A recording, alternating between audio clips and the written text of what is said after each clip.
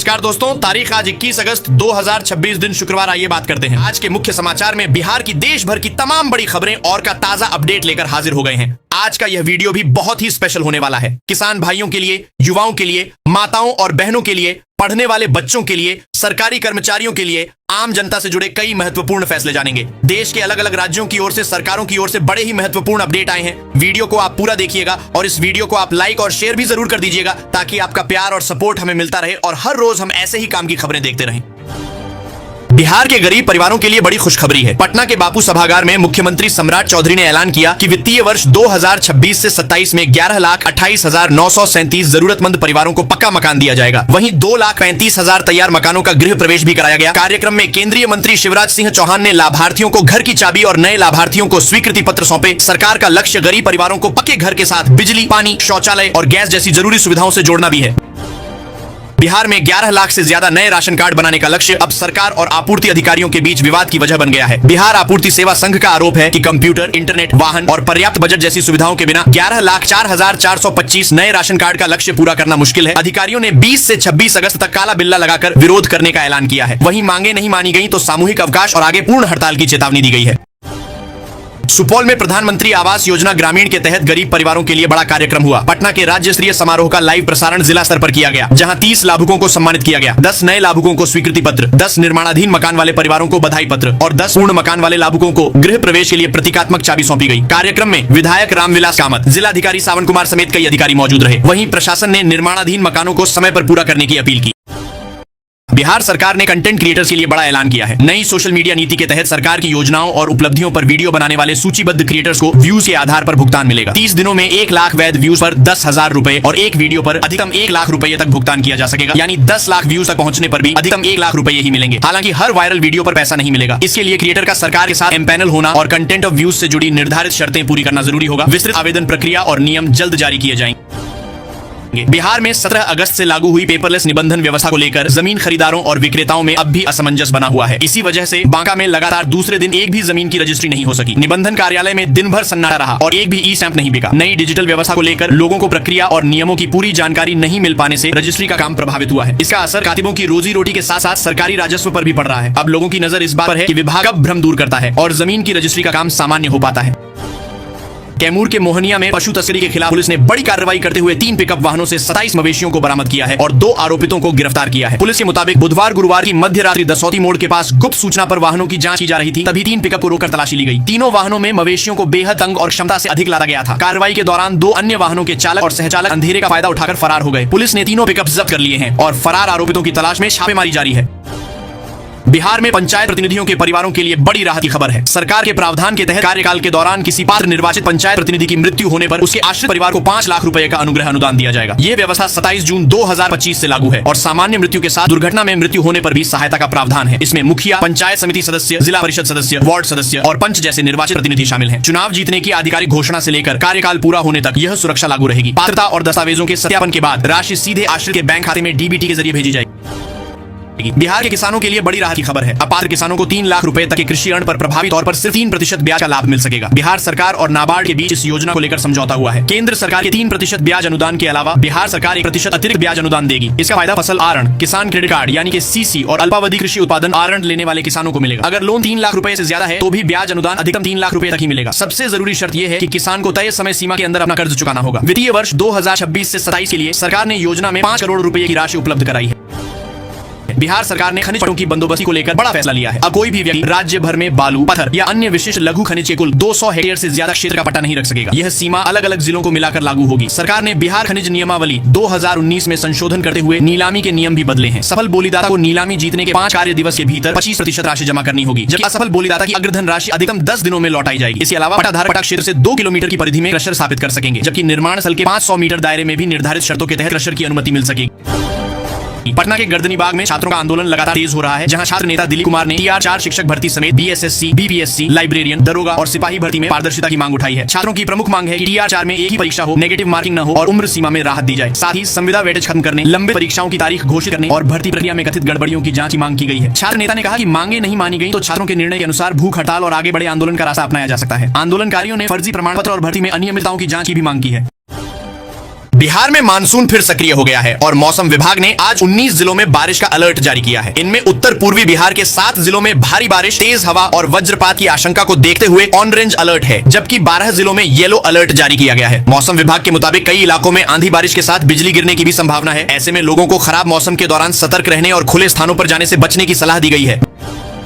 बिहार की राजनीति से बड़ी खबर सामने आ रही है। जदयू के पूर्व विधायक गोपाल मंडल आज कांग्रेस का दामन थाम सकते हैं। कांग्रेस के मिलन समारोह को लेकर पटना में पोस्टर भी लगाए गए हैं। गोपाल मंडल भागलपुर के गोपालपुर विधानसभा क्षेत्र से जदयू के टिकट पर लगातार 4 बार विधायक रह चुके हैं, लेकिन 2025 के विधानसभा चुनाव में जदयू ने उन्हें टिकट नहीं दिया। इसके बाद उन्होंने निर्दलीय उम्मीदवार के तौर पर चुनाव लड़ा, हालांकि उन्हें हार का सामना करना पड़ा। अब कांग्रेस में शामिल होने की खबर से भागलपुर और नवगछिया की सियासत में हलचल तेज हो गई है। अपने अलग अंदाज और बयानों के कारण सोशल मीडिया पर चर्चित रहने वाले गोपाल मंडल के लिए कांग्रेस में एंट्री उनके राजनीतिक सफर का नया अध्याय साबित हो सकती है।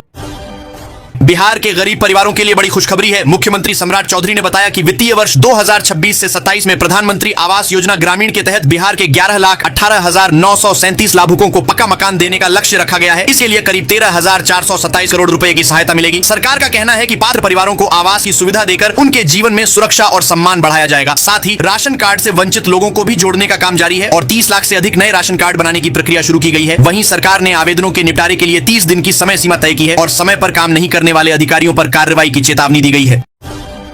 भागलपुर में शिक्षकों और छात्रों के लिए बड़ी खबर है। शिक्षा विभाग ने ई शिक्षा कोष पोर्टल पर शिक्षकों की प्रोफाइल में सुधार और जरूरी जानकारी अपडेट करने के लिए 28 अगस्त तक अंतिम मौका दिया है। गलत या अधूरी जानकारी वाले शिक्षक साक्ष्यों के साथ डीपीओ स्थापना को आवेदन देकर प्रोफाइल में सुधार करा सकते हैं। वहीं कक्षा 9वीं और 10वीं के SC, ST, BC और EBC छात्रों के लिए वन टाइम रजिस्ट्रेशन यानी OTR अनिवार्य कर दिया गया है। छात्रवृत्ति का लाभ लेने के लिए राष्ट्रीय छात्रवृत्ति पोर्टल पर OTR जरूरी होगा। विभाग ने स्कूलों को पात्र छात्रों का 100% OTR कराने और इसकी जानकारी ई शिक्षा कोष पर अपडेट करने का निर्देश दिया है।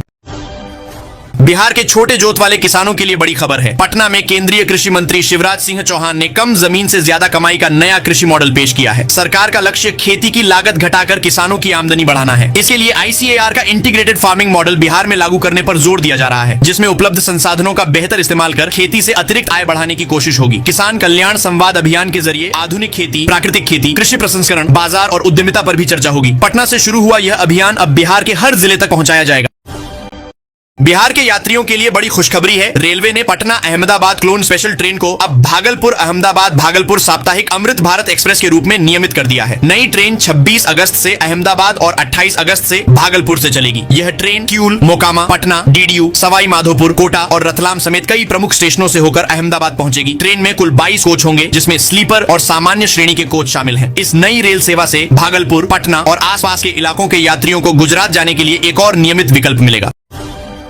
बिहार के छात्रों के लिए बड़ी खबर है। स्टूडेंट क्रेडिट कार्ड योजना में बड़ा बदलाव किया गया है। अब बिहार स्टूडेंट क्रेडिट बिहार में सम्राट चौधरी की अध्यक्षता में हुई कैबिनेट बैठक में 13 बड़े फैसलों पर मुहर लगी है। सबसे बड़ा फैसला बक्सर से भागलपुर तक 336 किलोमीटर लंबे 6 लेन ग्रीनफील्ड एक्सप्रेसवे को सैद्धांतिक मंजूरी देना है, जो कई जिलों की कनेक्टिविटी आसान करेगा। किसानों के लिए 2026 से 27 में 11,000 निजी नलकूप लगाने को 305 करोड़ 60 लाख रुपए की मंजूरी मिली है। कटिहार में नहरों के पुनर्स्थापन पर भी 35 करोड़ 82 लाख रुपए खर्च होंगे। इसके अलावा AI और नई तकनीक को बढ़ावा देने के लिए समझौते को मंजूरी मिली है। वहीं गांव पंचायत स्तर पर 48,200 मीट्रिक टन नई भंडारण क्षमता वाले गोदाम बनाए जाएंगे। इन फैसलों से सड़क, सिंचाई, कृषि और तकनीक को बड़ा बढ़ावा मिलने की उम्मीद है। बिहार के लिए बड़ी खुशखबरी है। केंद्र सरकार ने मुजफ्फरपुर से सीतामढ़ी होते हुए सोनबरसा और नेपाल सीमा तक 2 लेन सड़क को 4 लेन में बदलने की करीब 3,591 करोड़ रुपए की परियोजना को मंजूरी दे दी है। करीब 82.5 किलोमीटर लंबी इस सड़क से उत्तर बिहार की कनेक्टिविटी मजबूत होगी और यात्रा पहले से तेज और सुरक्षित होगी। परियोजना में 7 बड़े पुल, 3 रेलवे ओवरब्रिज और 2 बड़े फ्लाईओवर भी बनाए जाएंगे। 4 लेन बनने से नेपाल सीमा के साथ व्यापार, पर्यटन और कृषि कारोबार को बढ़ावा मिलेगा। बाबा गरीबनाथ मंदिर और पुनौरा धाम जैसे धार्मिक स्थलों तक पहुंच भी आसान होगी। माना जा रहा है कि इस परियोजना से रोजगार और आर्थिक गतिविधियों को भी नई रफ्तार मिलेगी। बिहार की राजनीति में एक बयान ने नया सियासी विवाद खड़ा कर दिया है। दशरथ मांझी की पुण्यतिथि के कार्यक्रम में तेजस्वी यादव से गलती से जीतन राम मांझी का नाम लेने पर विवाद शुरू हो गया। जीतन राम मांझी ने तेजस्वी पर तीखा तंज कसा, जिसके बाद लालू यादव की बेटी रोहिणी आचार्य ने पलटवार किया। अब मांझी परिवार की बहू दीपा मांझी भी इस विवाद में उतर आई हैं और उन्होंने रोहिणी आचार्य पर पुराने पारिवारिक विवादों को लेकर निशाना साधा है। सोशल मीडिया पर दोनों पक्षों के बीच तीखी बयानबाजी जारी है। ऐसे में एक छोटी सी जुबानी चूक ने बिहार की सियासत में बड़ा राजनीतिक संग्राम खड़ा कर दिया है। बिहार में मौसम ने फिर करवट ली है और आज कई जिलों में बारिश, मेघ गर्जन और वज्रपात का अलर्ट जारी किया गया है। मौसम विभाग के अनुसार उत्तर मध्य और दक्षिण पूर्व बिहार के कई इलाकों में गरज चमक के साथ बारिश हो सकती है, जबकि 30 से 40 किलोमीटर प्रति घंटे की रफ्तार से तेज हवाएं चलने की संभावना है। सुपौल, अररिया, किशनगंज, पूर्णिया, कटिहार, मधेपुरा और सहरसा समेत कई जिलों में बारिश के आसार हैं। सीतामढ़ी, मुजफ्फरपुर, दरभंगा, समस्तीपुर, भागलपुर और जमुई में भी मौसम बिगड़ सकता है। वज्रपात के खतरे को देखते हुए लोगों से खुले मैदान, पेड़ और बिजली के खंभों से दूर रहने की अपील है।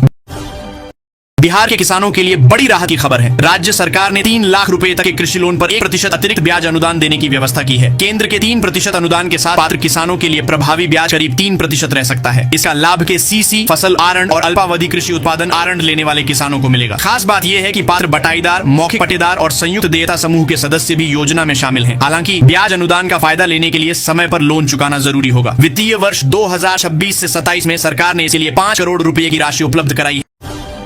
बिहार में 11 लाख से अधिक नए राशन कार्ड बनाने के सरकारी लक्ष्य को लेकर विवाद बढ़ गया है। बिहार आपूर्ति सेवा संघ ने संसाधनों की कमी का आरोप लगाते हुए 20 से 26 अगस्त काला बिल्ला लगाकर काम करने का ऐलान किया है। अधिकारियों का कहना है कि पर्याप्त कंप्यूटर, स्कैनर, इंटरनेट और वाहन उपलब्ध नहीं होने से लक्ष्य पूरा करना मुश्किल है। संघ ने चेतावनी दी है कि मांगे नहीं मानी गई तो आंदोलन आगे सामूहिक अवकाश और हड़ताल तक पहुंच सकता है। इस बीच सरकार पात्र लोगों को खाद्य सुरक्षा योजना का लाभ दिलाने के लिए अभियान चला रही है। अब सबकी नजर इस बात पर है कि सरकार और अधिकारियों के बीच यह विवाद कैसे सुलझता है। बिहार में नेता प्रतिपक्ष तेजस्वी यादव के सड़क पर उतरने से सियासी हलचल तेज हो गई है। लोक भवन मार्च में तेजस्वी के साथ बड़ी संख्या में युवा नजर आए और उन्हें पुलिस ने कुछ समय के लिए हिरासत में भी लिया। इस प्रदर्शन में आरजेडी के झंडे की जगह तिरंगे को प्रमुखता दी गई, जिससे पार्टी की नई रणनीति की चर्चा तेज हो गई। रोजगार, परीक्षा, शिक्षा और कानून व्यवस्था जैसे मुद्दों को उठाकर आरजेडी युवाओं के बीच अपनी पकड़ मजबूत करने की कोशिश करती दिखी। वहीं प्रदर्शन के दौरान बैरिकेडिंग और वाटर कैनन के बीच भीड़ आगे बढ़ने की कोशिश करती नजर आई। तेजस्वी का यह मार्च चुनाव के बाद उनकी सक्रिय राजनीति और नई सियासी रणनीति का बड़ा संकेत माना जा रहा है। मुजफ्फरपुर पुलिस ने अपराध और साइबर ठगी के खिलाफ बड़ा अभियान तेज कर दिया है। हत्या, लूट, रंगदारी, शराब तस्करी और साइबर फ्रॉड में शामिल अपराधियों की संपत्ति जब्त करने की कार्रवाई शुरू हो गई है। अब तक 12 अपराधियों की संपत्ति जब्ती का प्रस्ताव भेजा गया है, जबकि 7 मामलों में कोर्ट से आदेश भी मिल चुका है। वहीं इस साल साइबर अपराध के 128 मामले दर्ज हुए हैं और 19 आरोपित गिरफ्तार किए गए हैं। पुलिस ने करीब 6 करोड़ 43 लाख रुपए की ठगी की रकम होल्ड कराई, जिसमें 82,68,000 रुपए पीड़ितों को वापस मिल चुके हैं। अब साइबर जागरूकता अभियान गाँव और पंचायत स्तर तक पहुँचाया जाएगा। कार्ड के तहत अधिकतम 2 लाख रुपए तक का शिक्षा आर्ड मिलेगा, जबकि 2 लाख से ज्यादा राशि की जरूरत होने पर छात्रों को पीएम विद्यालक्ष्मी पोर्टल के जरिए आवेदन करना होगा। सरकार ने इस योजना को 2031 तक बढ़ा दिया है और चालू वित्तीय वर्ष के लिए 950 करोड़ रुपए मंजूर किए हैं। समय पर आरंड चुकाने वाले छात्रों को 30% तक ब्याज प्रोत्साहन मिलेगा, जबकि छात्राओं और दिव्यांग लाभार्थियों को 40% तक का लाभ मिल सकता है। नए नियमों का असर पहले से स्वीकृत आवेदनों पर नहीं पड़ेगा। वीडियो मोतिहारी के सिंहिया सागर का है। आपको बता दे, स्क्रीन पर जो इमेज देख रहे हैं ना, एक बहुत बड़ा वृक्ष जो है कि गिरने की वजह से रोड का जो है कि यातायात पूरा तरफ से ठप हो चुका है। आपको बता दें, आज का आंधी तूफान जो है ना काफ़ी भयंकर, काफ़ी दर्दनाक था। इसमें काफ़ी माल जाल का और यातायात का क्षतिग्रस्त हुआ ही नहीं। आपको बता दें, हमारे बैक में जो तालाब दिख रहा है ना, ये कोई तालाब नहीं है, परती फील्ड था और जो कि पानी से लबालब तालाब बन चुका है। मोतिहारी के अंदर